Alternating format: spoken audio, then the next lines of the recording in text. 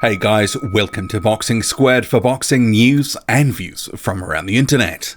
The triangle theory seems to be in full effect now with some fans who are equating Deontay Wilder's beatdown of Dominic Breazeale in one round, which was much quicker than Anthony Joshua, to mean that Wilder beats Joshua easily and maybe in just as quick a time. If you've followed this channel for any length of time, you'll know that I believe an undisputed fight is incredibly tough to predict. And for me, a 50-50 fight. There are so many variables. Both guys have the ability to hurt the other at a given time, especially if a mistake is made. And let's be clear, Anthony Joshua is not Dominic Breazeale. No matter how hard some want to say that he is Dominic Breazeale, maybe a little better, it's just not the case. But as we've seen, Deontay Wilder, he's just proven he's super dangerous with his powerful right hand. He's got good timing, he can land that punch at some point, and it's going to hurt. And that's what I want to talk about, how evenly matched this, and tough to call that this fight, an undisputed fight when it eventually happens, will be. There are several reasons which make it such an interesting fight. And that's why we've all been talking about an undisputed fight for so long. Not just because it's there, because if one champion was completely dominant and the other had no chance of winning, was completely overmatched, there wouldn't be this level of interest. And if you're a fan of either guy, you should hope that it's difficult to predict a winner for this fight, because that shows you what a good fight it will be, and that your guy can get maximum credit for beating one of the few heavyweights that are considered elite. There's not many of them.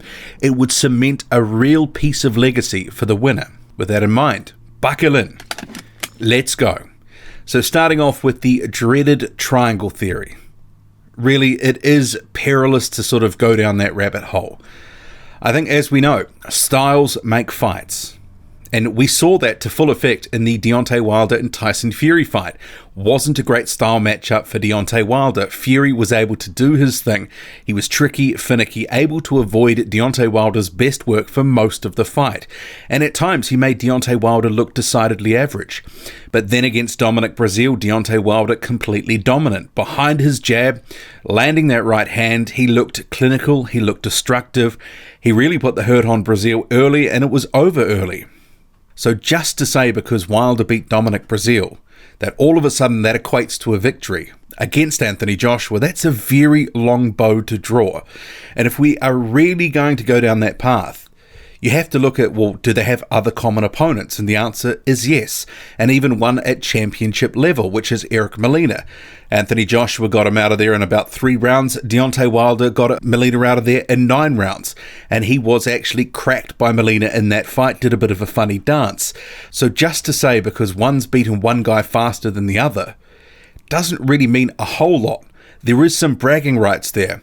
Obviously, I consider Breazeale a better opponent than Eric Molina, and Breazeale himself has beaten Molina. But in the scheme of things, styles make fights.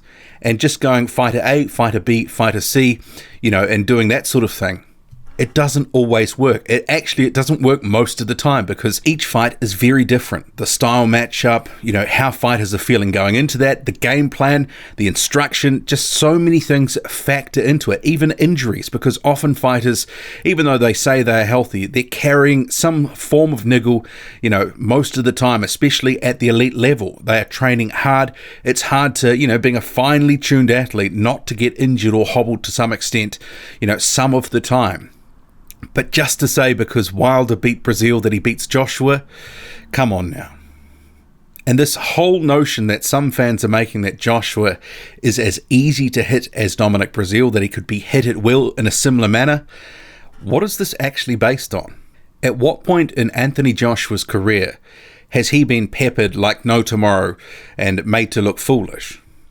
I can think of a few times where he's taken a few big shots. You can probably too. The Dillian Whyte fight back in 2015. Whyte landed a hook of note and that rocked Joshua. The Vladimir Klitschko fight, he was knocked down in that one.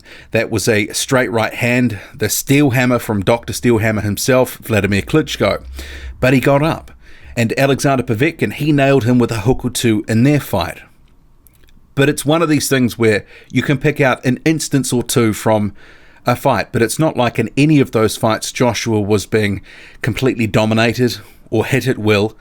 If anything, He was the one that was the aggressor in most of those fights. In most of his fights, he's been the guy that dictates the pace and the action. So just to say that because he has a reputation for being considered a bit stiff and robotic, and I do think that's an overhang of some of his earlier days as a professional, and obviously he only took up boxing late, like Deontay Wilder, and Deontay Wilder himself has a number of technical flaws. But both these guys have been getting better as they've progressed in their careers. And you look at Anthony Joshua, I think he's actually relatively defensively responsible. Compared to Breazeale, who was wide open, rather wide guard, hands down at times, just begging to be hit. Joshua has a tight guard. It's hard to penetrate. He catches a lot of punches with his gloves. His chin is not hanging out in the air at all times like Dominic Breazeale's. It's down on his chest. And that makes it a lot harder proposition to catch him. So you have to wait for a mistake and time your punch to catch him when he is in that mistake. And one of the things that they've been working on with Anthony Joshua, besides his improving ring IQ, his ring generalship, is he has been getting more fluid as a fighter. His coach, Rob McCracken, has been very public about that they need to make him better, that he has to be more fluid for the next stage of his career. And when he made those comments, it was about a year or so ago, it was ahead of the Povetkin fight. And I think we've already seen, even prior to that, the Joseph Parker fight, we've seen moments of it. He fought a very different fight that fight against Parker. It was more tactical, there was more movement. He was wary of Joseph Parker's durability and power, and he boxed a certain way, very tactically, and he got the decision there, the only decision of his career. All the rest have been knockouts, and some of them have been kind of spectacular knockouts too. Deontay Wilder isn't the only one who has punching power. Anthony Joshua's got a fair few KOs on his record. All but one of his fights have ended in a knockout. Only guy to really starch Alexander Povetkin. Obviously, we saw what he did to Vladimir Klitschko, having to climb off the canvas, and he was able to stop him late on in a very dramatic fight, one of the fights of 2017. And that was the fight that really sort of announced himself to the world as more of a boxing star. And since then, he's been getting better. He's been working on his flaws. They know that these fights have been coming, either with Fury and Wilder. They haven't just been sitting on their laurels. If you think that Anthony Joshua is going to go into a Deontay Wilder fight and just stand in front of him, similar to Dominic Breazeale, who was just plodding forward, zero head movement, hands down at times, begging to be hit, you're sorely mistaken. That is not going to be the way that this is approached by Team Joshua. They are very wary of Deontay Wilder. He's again proven what a power puncher he is. I think at the 220-something range that he's now weighing, that's a pretty optimal weight for him. I think the power carries well. And historically, he's a very hard puncher, one of the heaviest in the heavyweight division over the years. So they know all this. They know that he can be sloppy for a number of rounds, that he'll be willing to give up rounds. And eventually, he can still land something. He can hurt you, and he can eventually get you out of there. So they have to design a game plan based around staying away from the right hand, being defensively responsible. And we saw in that Tyson Fury fight, giving him movement and some things for him to think about. It did really upset the apple cart and disrupted Deontay Wilder's game plan. Tyson Fury was able to be very successful in that fight with what he was doing. Now Joshua, he isn't going to be boxing nearly the same as Tyson Fury, but there will be some elements that will be the same. He's not going to be a stationary target.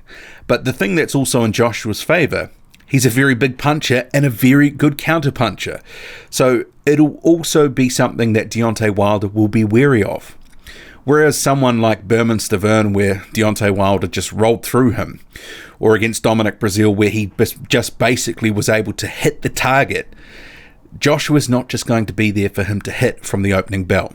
I could see it being a very cautious, a very cagey opening few rounds, and it honestly could come down to a mistake. Who lands first?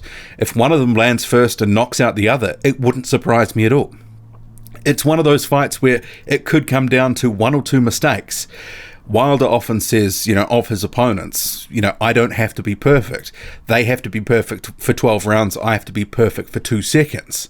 But it's one of these things where, Anthony Joshua's of a similar mold. He might not be as hard a puncher as Deontay Wilder, but he's a very clinical puncher, not a lot of wasted energy.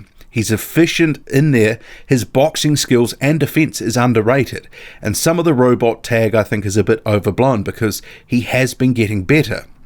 But Deontay Wilder, similarly dangerous. This fight, when it happens, it really could just come down to a couple of moments in the fight. It could be over in the second round. It could go several rounds, and they might be quite low volume and cagey rounds before something really happens. Think the Luis Ortiz fight. It could play out similar to that, but it may not be the fighter who lands the punch that you think. It's really hard to say, but that's what makes it such an intriguing fight for me, because for me, it truly is a 50-50. And with some of the attributes that both these guys have, it really is the fight that we want to see, need to see. But for now, we're going to have to wait. But for people to say that Anthony Joshua is like Dominic Breazeale, will get beaten like Dominic Breazeale, is as easy to hit as Dominic Breazeale, come on, be realistic. That's just a joke. What do you make of it all? What are your thoughts on an undisputed fight? Do you think it's a relatively even fight like I do? A 50-50 sort of fight? I can't pick him because there are so many variables. Both guys are incredibly dangerous. Or do you favour one guy for a particular reason? Let me know. Drop a comment, loud and often. Hit like, hit subscribe, follow me on Twitter, boxing_squared. I'm out.